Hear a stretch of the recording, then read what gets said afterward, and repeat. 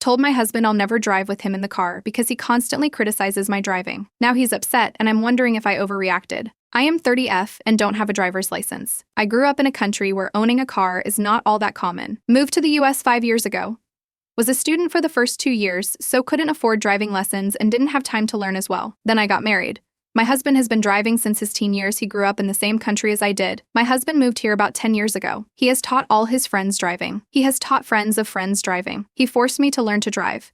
Fair enough, gotta drive while I am in the US. He told he would teach me. I was so excited, but the yelling wouldn't stop.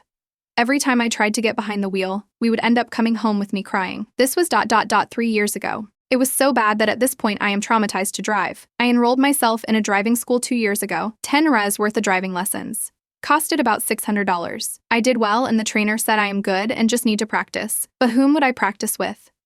My husband. I don't have any close friend here whom I can ask for this favor. Again the yelling, and I have eventually lost all the confidence. Today we tried again and as usual I got scolded for putting our lives at risk by not taking the turn faster. I immediately pulled over and asked him to drive. Once we came home, I told him that let it cost $1,000 or $2,000.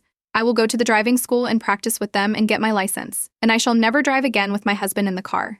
Unless it is an emergency. He got so furious and shouted at me. Next story. Kicked my uncle out of his house after years of freeloading and refusing to contribute. Now the family is calling me heartless, but I couldn't take it anymore. I 23M was very close to my grandfather, who passed away last year. He left me his entire estate, including the house after my grandma divorced him. Before he passed, my grandma had asked him to let her son, my uncle, 50M, not biologically related to my grandfather, rent the house. They set up a 3-year contract for $1,800 a month, and at the end, he could buy the house for $377,000. The contract ends this November. After a lengthy probate process, the house is now officially in my name. My uncle asked if I'd extend the contract because of high interest rates, but I didn't want to. I'm hoping to buy my own home soon. My grandma pressured me, saying it's family, so I reluctantly agreed to extend it for 3 more years. While I was waiting for a new contract to be drafted, my uncle asked if he could start construction on the house. I said no, but then a friend of mine who was doing the work told me that my uncle had already started construction without my permission.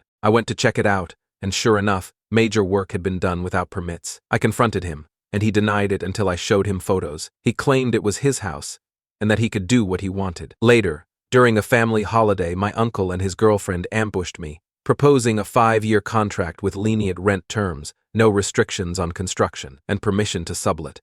I refused and said I'd have my lawyer draft the contract instead. During probate, my uncle and his girlfriend discussed what they would prefer contract-wise that left it more open-ended. I continuously listened to their wants, however. I told them in the end I would send them a contract drafted by my lawyer once the house was in my name. A few months later, my uncle, his girlfriend, and my grandmother sent me the 5-year contract they had proposed during the family holiday. I firmly declined.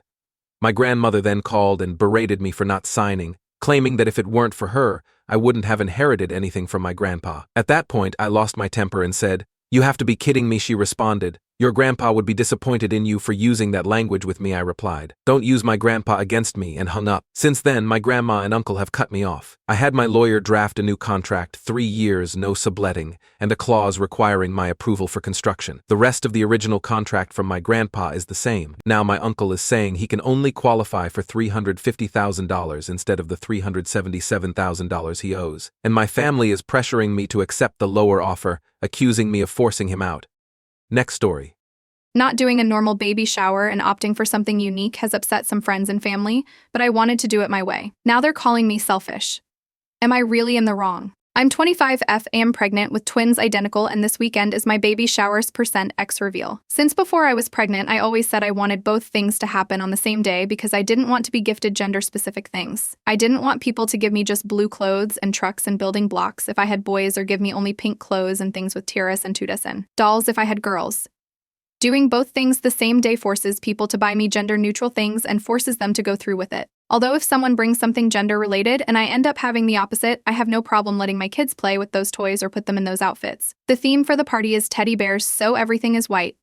beige, brown, and black, and we're doing the confetti thing, only that if it's girls, the confetti will be white, and if it's boys, the confetti will be beige to keep with the theme. We mostly care about the pictures. My partner and I aren't really that crazy about it, considering we don't really need anything baby-wise. To us, it's just a party and an excuse to have all of our family in one place together, considering how rare it is for it to happen. The other thing that's bothering people is that we're calling it a X reveal, not a gender reveal, and for the fun of it, my partner, I decided to do the balloon reveal thing, but obviously, instead of normal balloons, we're having letter balloons that either will say XX or XE. Everyone close to us thought it was the funniest and most creative thing ever, but apparently that's too much to some people. When we started planning this party, we just started throwing random ideas just to start planning something, and some ideas stuck and others didn't. Obviously, this didn't go well with some older family members, and they complained and even said they wouldn't go. Which I don't care, because it's my party, not theirs, you know. But it's definitely causing some tension. There's a little voice in my head that's saying, just separate the two parties and do the whole blue and pink party.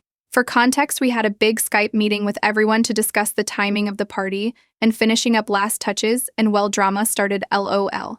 What's a family gathering without drama though, right? Oh, I should add that this party is also to find out which team is winning the bet we have going on. If it's team boys or team girls. The bet is because my family hasn't had a boy in over 14 years, and he's the only one, and my partner's family hasn't had a girl in 23 years. So we want to see who's breaking the family curse, LOL.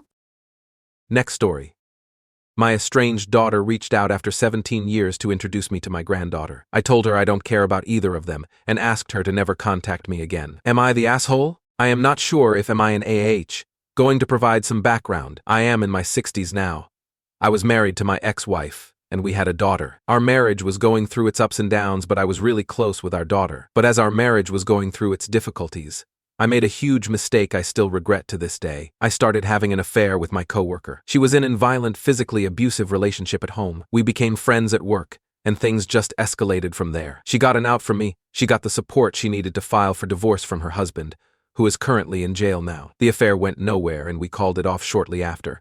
But I was glad that she got off her abusive relationship and that she was safe. But when my ex-wife found out about the affair, things expectedly didn't go well. She lashed out and said a lot of horrible things about me to our daughter, who was 15 at the time. I admitted full fault with the affair, but even after the divorce, I sensed that the distance between me and my daughter was growing, until one day. My daughter said she wasn't going to speak with me anymore, and she was going to cut me off from her life forever. That was the most painful thing anyone had ever said to me. I begged her to please reconsider. I still remember that day.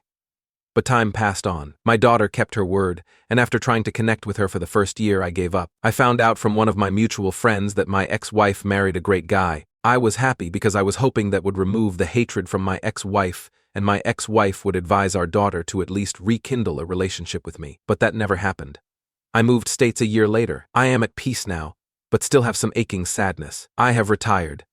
Both my parents have passed away. My brother passed away tragically a couple of years ago. To be honest, I am waiting for my turn. I have only my dog and my sister left. A couple of hours ago, my daughter called me on my phone. I haven't spoken to her in 17 years. I instantly recognized her voice, but I didn't feel anything. No happiness, no sadness, just indifference. She was crying a lot on the call, and we caught up on life. She's married, and she has a daughter who's now 12. She apologized for cutting off contact, and she says her mom asked her to reconnect with me, as her mom felt guilty about how everything played out. She said she really wanted me to meet her daughter, and her daughter was constantly asking about granddaddy. But I wasn't feeling anything. After we caught up on everything in our life, I told her I don't care about her or her daughter, and to never contact me again. I then hung up.